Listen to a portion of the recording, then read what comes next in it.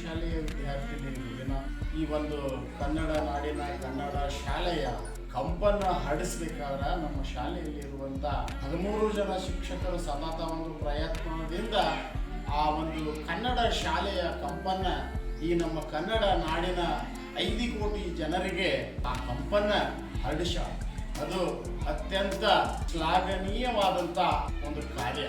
ಈ ಕಾರ್ಯವು ಸತತವಾಗಿ ಹಾಗೆ ಮುಂದುವರ್ಕೊಂಡು ನಮ್ಮ ಶಾಲೆಯಲ್ಲಿ ಹೋಗ್ತೈತಿ ಅನ್ನುವಂಥ ಆಶೆಯೂ ಕೂಡ ನನ್ನದೊಂದಾಗಿದೆ.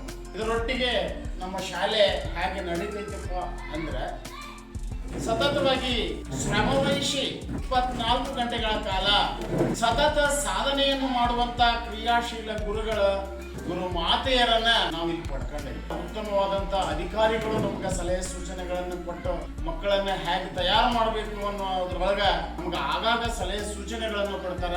ಇದಕ್ಕೆ ಸಹಕಾರ ಯಾರ್ಯಾರ್ದು ಐತಿ ಅಂತ ನಮ್ಮ ಮೇವುಂಡಿನ ಸಮಸ್ತ ನಾಗರಿಕರದು, SDMC ಅವ್ರದ್ದು ಮತ್ತು ಪಾಲಕರು, ಪೋಷಕರು, ಜನಪ್ರತಿನಿಧಿಗಳು ಎಲ್ಲರೂ ಕೂಡಿ ನಾವು ಒಗ್ಗಟ್ಟಿನಿಂದ ಸತತವಾದಂತಹ ಒಂದು ಪರಿಶ್ರಮದೊಳಗೆ ತೊಡಗೇವಿ ಮತ್ತು ತಮ್ಮೆಲ್ಲರ ಆಶೀರ್ವಾದ ನಮ್ಮ ಮೇಲೆ ಐತಿ ಅಂತ ತಿಳ್ಕೊಂಡು ನಾವೆಲ್ಲ ಹಡಗವನ್ನ ನಾವು ದಂಡೆಯನ್ನು ಸೇರ್ಲಿಕ್ಕೆ ಪ್ರಯತ್ನ ಪಡ್ತಾ ಇದ್ದೇವೆ.